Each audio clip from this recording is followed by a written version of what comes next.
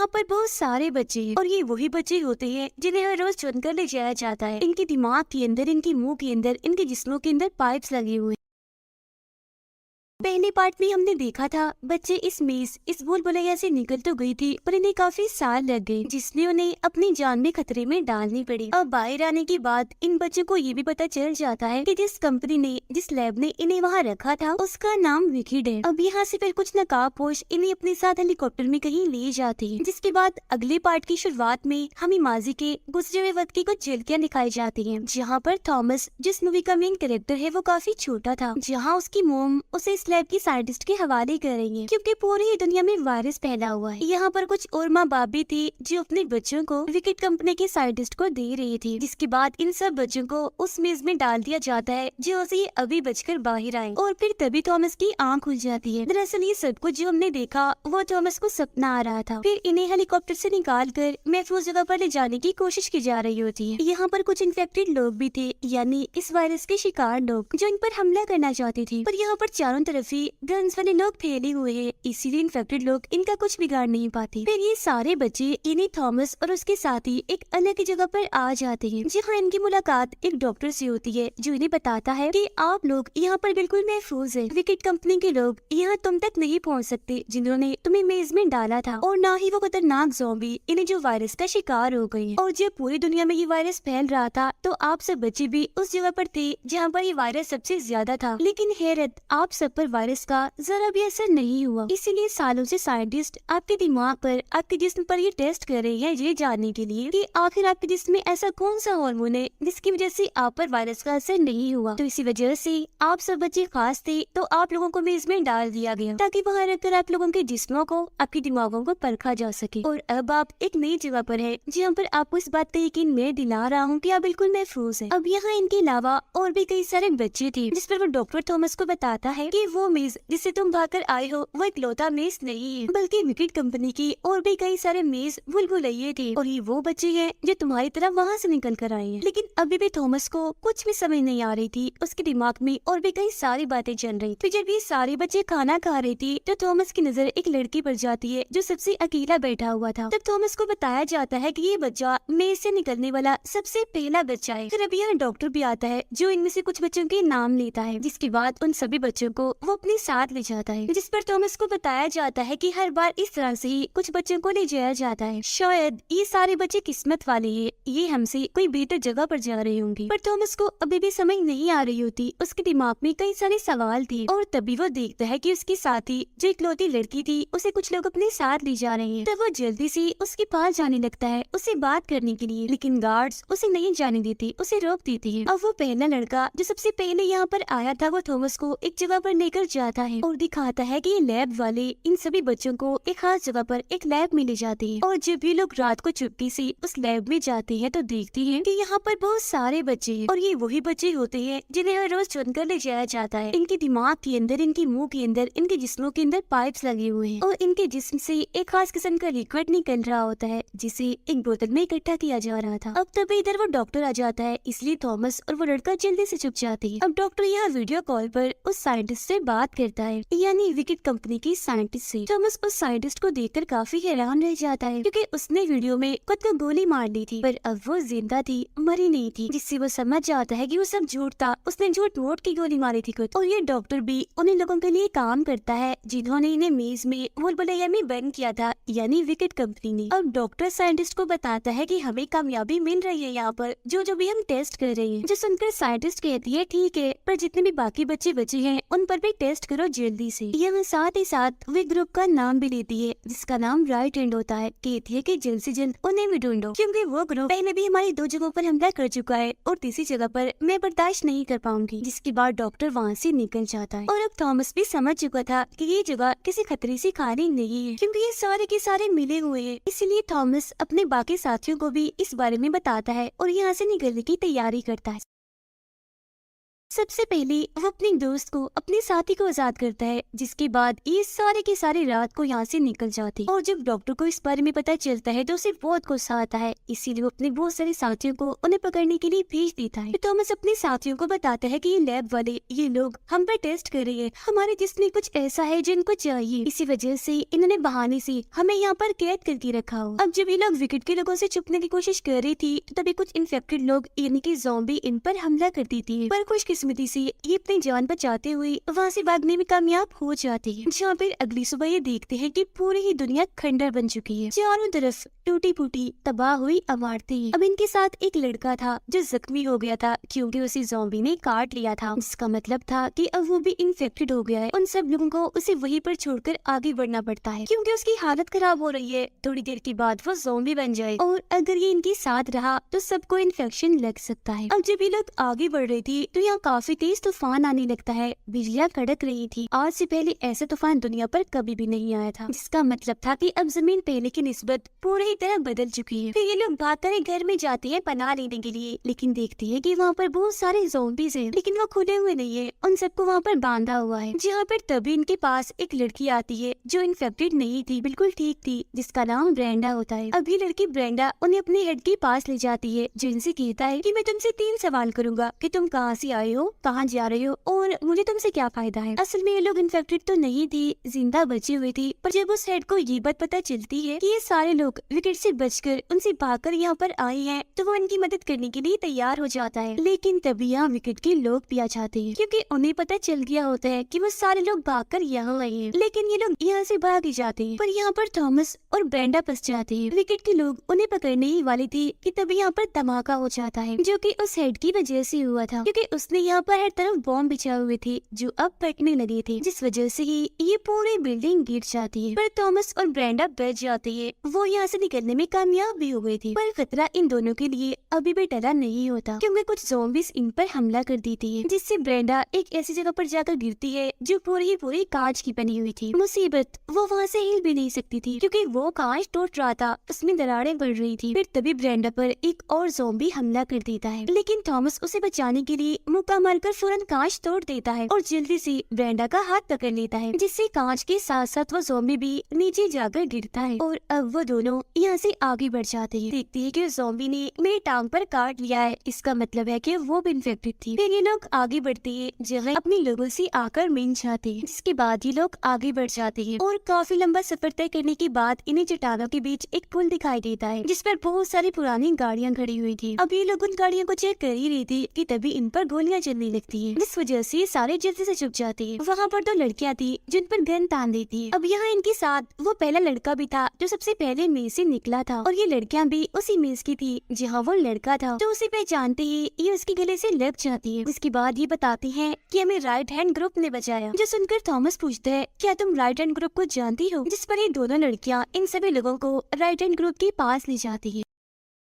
अब तभी यहाँ राइट हैंड ग्रुप का लीडर आकर बताता है कि हम लोग थोड़े इसलिए हैं क्योंकि हमारे बहुत सारे लोगों को विकेट के लोगों ने मार दिया है। और अचानक से ब्रेंडा, जिसे ज़ॉम्बी ने काट लिया था, वो बेहोश हो जाती है। तब राइट हैंड का लीडर उसे मारने के लिए जल्दी से अपनी गन निकालता है, जिस पर थॉमस उसे रोकता है कि मत करो ऐसा, मैंने इसे वादा किया था कि तुम हमारी मदद कर सकते हो। जिस पर राइट हैंड का लीडर कहता है कि हाँ मैं तुम्हारी मदद कर सकता हूँ, लेकिन इसे मार कर क्योंकि ये ज़ॉम्बी बन जाएगी। जहाँ पर तभी आगे एक साइंटिस्ट आती है जो पहले कभी विकेट के लिए काम करती थी, जो थॉमस को भी जानती थी, लेकिन थॉमस उसको नहीं जानता था। जिसके बाद ये साइंटिस्ट थॉमस और ब्रेंडा को अपने साथ ले जाती है। यहाँ भी वो थॉमस को बताती है कि विकेट के पहले इरादे नेक थे, कंपनी इस वायरस का इलाज ढूंढना चाहती थी सच में, और तुम्हें कुछ ऐसे बच्चे थे जिन पर वायरस का असर नहीं हुआ। पर यहाँ सबसे बड़ा सवाल था कि क्यों, आखिर ऐसा क्यों? तो इसका जवाब है कि तुम्हारे जिस्म में असल में एक ऐसा हार्मोन बनता है जिसकी वजह से तुम पर वायरस का कोई भी असर नहीं होता, और अगर हमें किसी का इलाज करना है तो हमें तुम्हारे खून से उस हार्मोन को अलग करना होगा और उसे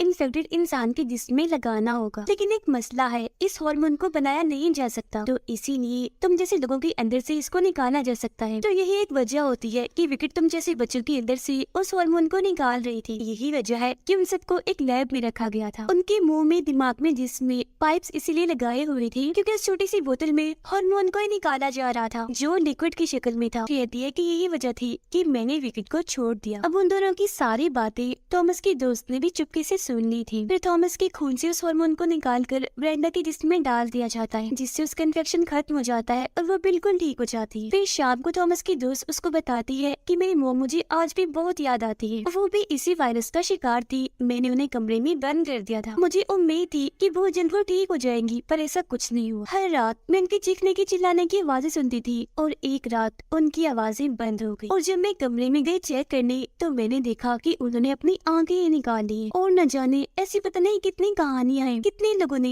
ये तकलीफ ये सब कुछ झेला है। तो इसीलिए मैं नहीं चाहती कि अब लोगों के साथ ऐसा ही होता रहे। मैं उम्मीद करती हूँ थॉमस कि सब कुछ तुम समझ सकते हो। समझ आ रही है ना मैं क्या बात कर रही हूँ? थॉमस कहते हैं कि नहीं, क्या समझ सकता हूँ। जिसके अगले ही पल वो देखता है कि वहाँ पर विकेट की हेलीकॉप्टर्स आ रही है। दरअसल थॉमस के इस दोस्त ने विकेट वालों को अपनी लोकेशन बता दी होती है, यानी कि वो इस वक्त कहाँ है, क्योंकि वो उन लोगों की मदद करना चाहती है जो इन्फेक्टेड है इस वायरस से। फिर बेशक इनके जिस्म से उस हार्मोन को निकाला जा रहा हो, इनकी जान खतरे में हो और अब विकेट कंपनी का वो डॉक्टर अपने साथियों के साथ मिलकर इनके इस पूरे इलाके पर बॉम्ब्स गिराना शुरू हो जाता है। जिसके बाद सारे कमांडर्स हेलीकॉप्टर से बाहर आकर इन सभी बच्चों को अपनी हिरासत में ले लेते हैं। जिसके बाद यहाँ पर लैब की साइंटिस्ट भी आ जाती है जिस पूरे प्रोजेक्ट की हेड थी। अब जब डॉक्टर ये देखता है कि वो साइंटिस्ट जो पहले विकेट के लिए काम करती थी वो भी यहाँ पर है तो वो उसे गोली मार देता है। और अब इससे पहले कि ये लोग सारे बच्चों को अपने साथ ले जाते थॉमस अपनी जेब से बॉम्ब निकालता है जिसका रिमोट उसके हाथ में ही था। वो गुस्सा होते हुए उनसे कहता है कि मैं सब कुछ उड़ा दूंगा, मैं तुम्हारे इरादों को कभी भी पूरा होने नहीं दूंगा क्योंकि मैं जानता हूँ कि तुम हम सबको इस्तेमाल कर रहे हो। थॉमस के साथ साथ उसके बाकी साथी भी खड़े हो जाते हैं जो उसके साथ मेज के अंदर फंसे हुए थे। लेकिन इससे पहले कि थॉमस रिमोट का बटन दबाता वहाँ पर ब्रेंडा जो आज थॉमस की वजह से ठीक थी वो और उसका लीडर यहाँ पर अपनी गाड़ी लेकर आ जाते हैं जहाँ एक बार फिर दोनों तरफ से ये लड़ाई छिड़ जाती है। अंदर वो लोग गोलियां चलाते हैं जिस चीज का फायदा उठाकर थॉमस और उसके कुछ साथी यहाँ से भाग जाते हैं। लेकिन विकेट की वो साइंटिस्ट थॉमस की बहुत सारे साथियों को पकड़कर अपने साथ ले जाती है। इसीलिए वो यहाँ सबको कहता है कि मैं उस साइंटिस्ट को मार दूंगा। यहाँ वो सारे लोग भी उसका साथ देने के लिए तैयार हो जाते हैं। ट्रेन दिखाई जाती है, इसमें थॉमस के साथी वही बच्चे हैं जिन्हें विकेट के लोग अपने साथ ले जा रहे थे। और फिर तभी इस ट्रेन के साथ एक गाड़ी आ जाती है जिसमें थॉमस और राइटन ग्रुप का लीडर था। इसके साथ यहाँ पर एक और गाड़ी भी थी जिसमें ब्रेंडा और उसका हेड था। थॉमस और वो लीडर ट्रेन के ऊपर चढ़ जाते हैं और ये ट्रेन के उस डब्बे को बाकी ट्रेन से अलग कर देती है जिसमें बच्चे हैं। उस डब्बे को खोलने लगते हैं लेकिन ये काफी मुश्किल काम था, इतना आसान नहीं था। और तो और यहाँ पर अब गार्ड्स भी इन्हीं की तरफ आ रही थी। अब ब्रेंडा और उसका हेड भी विकेट की हेलीकॉप्टर्स को अपने कब्जे में ले लेते हैं और अब ये बच्चों वाले डब्बे को अपने साथ उड़ाकर ले जाते हैं। कुछ इस तरह से ये बच्चों की जान बचा लेती है। पर जब थॉमस अंदर जाता है तो वो ये देखकर काफी मायूस हो जाता है कि यहाँ इन बच्चों के साथ सीनियर रनर नहीं है जो उसका दोस्त भी है जिसे वो बचाना भी चाहता है। दरअसल वो ट्रेन के दूसरे डब्बे में था और अभी भी वो विकेट के कब्जे में है। अब थॉमस को पता चलता है कि विकेट के लोग इन सभी बच्चों को इस दुनिया के सबसे आखिरी शहर में ले जा रहे थे क्योंकि विकेट का सारा काम वहीं से होता है, वहीं पर इस कंपनी का मेन ऑफिस है। और अब थॉमस भी वहाँ जाना चाहता है क्योंकि वो अपने दोस्त अपने साथी सीनियर रनर को बचाना चाहता है। लेकिन इस चीज में उसका साथ कोई नहीं देता क्योंकि यहाँ पर बहुत सारे बच्चे हैं जो उस एक बच्चे की खातिर यहाँ के सारे बच्चों की जान खतरे में नहीं डाल सकते। इसलिए थॉमस अकेला ही रात को निकलने लगता है। लेकिन तभी उसके दो साथी उसे देख लेते हैं और थॉमस को कहते हैं कि हम भी तुम्हारे साथ चलेंगे। जिसके बाद ये तीनों गाड़ी में बैठकर यहाँ से निकल जाते हैं। जब ये एक अंधेरी सुरंग से गुजर रही होती है तो बहुत सारे ज़ॉम्बीज इन पर हमला कर देते हैं। लेकिन इससे पहले कि वो इनको भी इन्फेक्टेड करती, ब्रेंडा और उसका हेड यहाँ पर आकर इन्हें बचाकर अपने साथ ले जाती है। जिसके बाद ये सारे के सारे उस आखिरी शहर के बाहर पहुँच जाते हैं। ये देखते हैं कि ये काफी बड़ा शहर है जो बड़ी बड़ी ऊंची ऊंची दीवारों से ढका हुआ है, जिसका मतलब था कि अंदर जाना लगभग नामुमकिन है। अब हम थॉमस के उसी दोस्त सीनियर रनर को देखते हैं जो इसी शहर में विकेट की लैब में था जहाँ उस पर बहुत जुल्म किया जा रहा था ताकि उसके जिस्म से उस हार्मोन को निकाला जा सके। जिसके बाद हम साइंटिस्ट को देखते हैं, उसके साथ ही थॉमस की दोस्त भी थी। फिर वो साइंटिस्ट दो लोगों को स्क्रीन पर सीनियर रनर की तस्वीर दिखाती है और उन्हें बताती है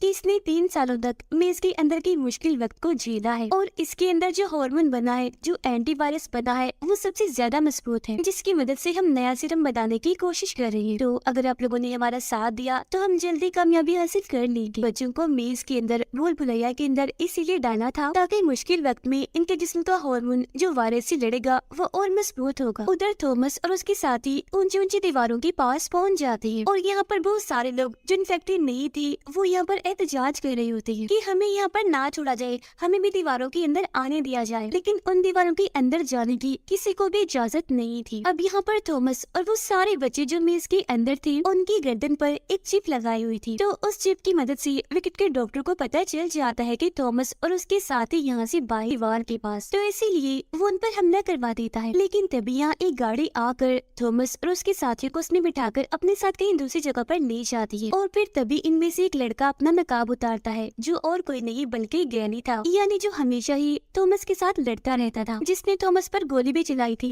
लेकिन वो गोली थॉमस को नहीं बल्कि उसके दोस्त बच्चे को लग गई थी, जिसकी वजह से उस बच्चे की मौत हो गई थी। तो अब थॉमस उस वक्त को याद करके गैनी पर हमला कर देता है, जिस पर थॉमस को उसका साथी रोक देता है और कहता है कि वो सब उसने जानबूझकर नहीं किया था। गैनी उसे पूछता है कि तुम यहाँ पर क्या कर रही हो? तब थॉमस उसे बताता है कि अंदर हमारा साथी सीनियर रनर है और हम उसे ही बचाने आए हैं। ये सुनने के बाद गैली उन सबको एक आदमी के पास ले जाता है जिसका चेहरा काफी खराब था, क्योंकि ये बेचारा बीमार था और दीवार के बाहर जितने भी जिंदा बचे लोग हैं ये इन सब का लीडर है। वो यहाँ पर गैली को इजाजत दे देता है कि तुम थॉमस और इसके साथी को अंदर ले जा सकते हो, क्योंकि वो जानता था कि अगर अंदर जाकर उन्हें वायरस का इलाज मिल गया तो इससे बाहर के लोगों की भी मदद हो सकती है। थॉमस, गैली और उसका साथी तीनों ही अंदर चले जाते हैं, जहाँ दिखाया जाता है कि ये पूरा का पूरा ही शहर हाई टेक्नोलॉजी शहर है। फिर ये दूरबीन के जरिए उस बिल्डिंग को देखती हैं जो कि विकेट कंपनी का मेन ऑफिस है, जहाँ पर सारे बच्चों के ऊपर टेस्ट किए जाते हैं। और यहाँ पर दूरबीन में थॉमस को अपनी दोस्त दिखती है जो विकेट कंपनी के साथ मिल गई है उनकी टीम में, और वो यहाँ पर उस दवाई को जो इन्होंने अभी अभी बनाई थी सीनियर रनर के खून से उस हार्मोन को निकाल कर उसे वो एक इन्फेक्टेड बच्चे को लगाती है, जहाँ वो दवाई अपना काम करना शुरू कर देती है, क्योंकि उस वायरस का असर बच्चे में से कम होता जा रहा था। थॉमस को उसका साथी बताता है कि मैं भी इन्फेक्टेड हूँ और वो जल्द इस इन्फेक्शन का मेरे पूरे जिस्म पर असर हो जाएगा। तो उसे बचाने के लिए थॉमस अपने दोस्त से बात करने जाता है जो विकेट के लिए काम कर रही थी। जब वो उसे बात कर रहा था तो ये लोग उसे अगवा करके और शहर से बाहर ले आते हैं। वो यहाँ उसे अपनी गर्दन पर लगी और चिप को निकलवा लेती है ताकि विकेट वालों को इनकी लोकेशन का पता कभी न चल सके। उसकी दोस्त कहती है हम जो सिर्फ विकेट लैब में बना रही थी जिससे उस बच्चे को लगाया था वो पूरी तरह फेल हो गया है और अब साइंटिस्ट ने भी कहीं न कहीं हार मान ली है, पर उसे यकीन नहीं आता क्योंकि थॉमस की इस दोस्त ने पहले भी तो उनको धोखा दिया था और अब थॉमस को उन 28 के 28 बच्चों को जिनमें उनका साथी सीनियर रनर भी शामिल है सबको बचाना था। तो इसीलिए वो थॉमस की दोस्त को भी अपने साथ ले जाती है, क्योंकि उसके फिंगरप्रिंट के बगैर वहाँ के दरवाजे नहीं खुलेंगे और ये अंदर नहीं जा पाएंगे। जिसके बाद ये उसकी मदद से विकेट की बिल्डिंग के अंदर पहुँच जाते हैं, यानी उनके मेन ऑफिस में, जहाँ के बहुत सारे कमांडर्स को ये मान गिराते। अब ये बाकी के 27 बच्चों को तो छुड़ा लेते हैं, लेकिन इनको सीनियर रनर अभी भी नहीं मिलता क्योंकि उसके जिस्म पर बाकी टेस्ट किए जा रहे थे। लेकिन थॉमस की दोस्त जानती है कि वो कहाँ पर है, और जब थॉमस की दोस्त थॉमस को और उसके साथी को वहाँ पर ले जा रही थी तो तभी लिफ्ट में विकेट का डॉक्टर भी आ जाता है। थॉमस और उसके साथी ने नकाब पहनी हुई थी, इसीलिए वो उन्हें नहीं पहचान पाता। यहाँ थॉमस सीनियर रनर को और उस सीरम को यहाँ से ले जाना चाहता है जो स्लैब वालों ने बनाया है, और यहाँ पर उसकी दोस्त उसको समझाने की कोशिश करती है ये सीरम वायरस के असर को बस कम करता है, बिल्कुल खत्म नहीं करता। बिल्कुल खत्म करने के लिए उसे तुम्हारे हार्मोन की जरूरत है, जिससे तुम्हारे हार्मोन से ब्रेंडा की जान बच पाए। तो इसीलिए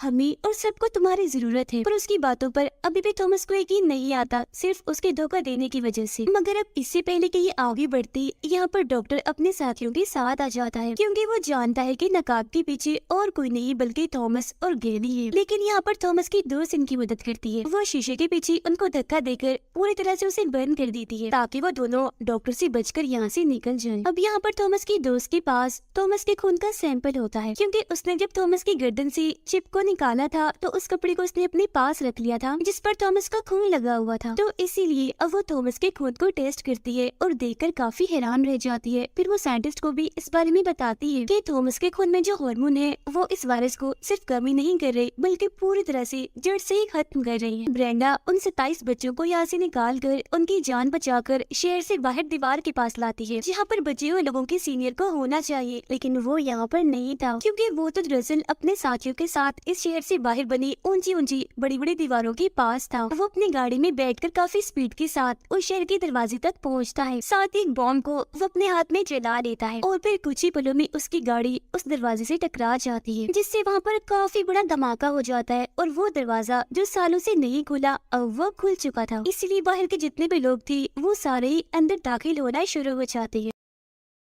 अब थॉमस को अपना साथी सीनियर रनर मिल तो जाता है, लेकिन उसका जो दोस्त था जो इन्फेक्टेड था उसकी हालत खराब होती जा रही थी। इसीलिए थॉमस गैली और सीनियर रनर को कहता है कि तुम जल्दी से जाओ उस सीरम को ले ताकि हम इसकी जान बचा सके। और फिर वो दोनों वहाँ से निकल जाते हैं। और तभी यहाँ थॉमस की दोस्त माइक पर स्पीकर पर कहती है कि थॉमस, हमें तुम्हारी जरूरत है और तुम कई और सारे लोगों की जान भी बचा सकते हो। इसके लिए तुम्हें मेरे पास लैब में आना होगा। लेकिन अब इससे पहले कि वो कुछ सोच पाता उसका साथी उस पर हमला कर देता है क्योंकि वायरस का असर उसके पूरे जिस्म में फैल चुका था। जिस बीच एक पल ऐसा भी आता है जब उसका साथी चाकू मारकर थॉमस को खत्म करने वाला होता है, लेकिन इससे पहले कि वो चाकू से उसे मारता वो खुद को ही मार लेता है। उसे देखने से लग रहा था कि शायद वो अपने आखिरी पलों में अपने होश में वापस आ गया था थोड़ी देर के लिए। और अब थॉमस के सामने ही उसकी मौत हो जाती है, जिस वजह से वो बहुत दुखी हो जाता है। वो गन लेकर सीधा जाता है साइंटिस्ट के पास और उसे गन पॉइंट पर ले लेता है और उससे पूछता है क्या ये बात सच है कि मैं अपने साथी की जान बचा सकता था। जिस पर वो कहती है कि हाँ, और ना सिर्फ उसकी बल्कि इन्फेक्टेड लोगों की, हम सबकी जान तुम ही बचा सकते हो। जो सुनकर दुखी होते हुए थॉमस अपने हाथ से गन गिरा देता है और उसे कहता है कि जितने भी लोगों को तुमने कैद किया हुआ है उन सबको छोड़ दो। जिस पर साइंटिस्ट उससे वादा करती है कि हाँ, मैं उन सब लोगों को छोड़ दूंगी। लेकिन इससे पहले कि वो आगे कोई और बात कर पाती एक गोली आकर उसे लग जाती है, जो और किसी ने नहीं बल्कि उसके साथी डॉक्टर ने ही चलाई थी। दरअसल वो डॉक्टर भी अब इस वायरस से इन्फेक्टेड हो गया था, जो थॉमस के खून से अपना इलाज करना चाहता था, तो इसीलिए वो थॉमस को बेहोश कर देता है। पर अगले ही पल जब उसे होश आती है तो वो लैब में था, बंधा हुआ था, हिल भी नहीं सकता था। उसके सामने उसकी दोस्त भी थी। वो थॉमस के जिस्म से खून निकाल कर सीरम बना है देती है। साथ ही यहाँ पर डॉक्टर बताता है कि मेरा इरादा इस पूरी दुनिया को बचाने का नहीं है, बल्कि मैं सिर्फ खुद को और अपने साथियों को ही बचाना चाहता हूँ। इससे पहले कि वो थॉमस के खून वाले सीरम को अपने अंदर डालता, पीछे से थॉमस की दोस्त आकर उस पर हमला कर देती है, जिससे वो बेहोश हो जाता है क्योंकि वो पहले नहीं जानती थी कि डॉक्टर इतना खतरनाक आदमी है। थॉमस को आजाद करने में लग जाती है, लेकिन इससे पहले कि वो थॉमस को पूरा खोलती, डॉक्टर दोबारा से होश में आकर उस पर हमला कर देता है। तब थॉमस खुद ही आजाद होकर अपने दोस्त को डॉक्टर से बचाता है, उसे काफी मारता है, लेकिन उसके पास गन थी और ये लोग फिर भी उसे गिराकर वहाँ से भाग जाते हैं। तो वो पीछे से ही इन पर गोलियां चलाने लगता है, जो एक गोली आकर थॉमस को लग जाती है और अब वो काफी जख्मी होता है। फिर वो डॉक्टर भी उस कमरे में आ जाता है जहाँ पर ये दोनों छुपी होती है। उसके सामने थॉमस की दोस्त थी, इसीलिए वो आवाज लगाकर थॉमस को कहता है कि बाहर आ जाओ वरना मैं इसे मार दूंगा। तभी थॉमस बाहर आकर एक चीज उसकी तरफ फेंकता है, जो उसे तो नहीं लगती बल्कि सामने शीशे पर जा लगती है। जिस पर डॉक्टर कहते हैं, ओ अफसोस, मैं तो बच गया, तुम्हारा निशाना चूक गया। जिस पर थॉमस कहता है कि शायद नहीं, क्योंकि जिस शीशे पर वो चीज लगी थी उसमें अब दरारें आ रही थी, जिसके पीछे इन्फेक्टेड लोग ज़ॉम्बीज खड़े हुए थे। जैसे शीशा टूटता है वो अंदर आकर डॉक्टर पर हमला करते हैं और खींचकर उसे अपने साथ ले जाते हैं और इस तरह से डॉक्टर का भी खात्मा हो जाता है। जिसके बाद थॉमस और उसकी दोस्त यहाँ से निकलने लगते हैं जल्दी से, क्योंकि यहाँ हर तरफ पूरा ही शहर जल रहा होता है। और फिर तभी ब्रेंडा और उसके साथी जहाज लेकर यहाँ पर आ जाते हैं। वो थॉमस को जहाज के ऊपर खींच ही लेते हैं, लेकिन इससे पहले कि वो थॉमस के दोस्त को ऊपर खींचते ये पूरी ही बिल्डिंग गिर जाती है और इस तरह से थॉमस की दोस्त की भी मौत हो जाती है। फिर अगली सुबह जब थॉमस की आंख खुलती है तो वो देखता है कि जहाँ मुझे गोली लगी थी वहाँ पर अब पट्टी बंधी हुई है। यहाँ पर उसे सीनियर रनर भी दिखता है, यानी कि अपना साथी जो पूरी तरह ठीक हो चुका था। यहाँ इनके पास खाने पीने का सामान भी बहुत ज्यादा है, तो इसीलिए ये यहाँ पर आराम से रह सकते हैं। तभी उसे अपनी जेब में वो सिरप मिल जाता है जो उसकी दोस्त ने थॉमस के खून से ही बनाया था, तो इसीलिए उसकी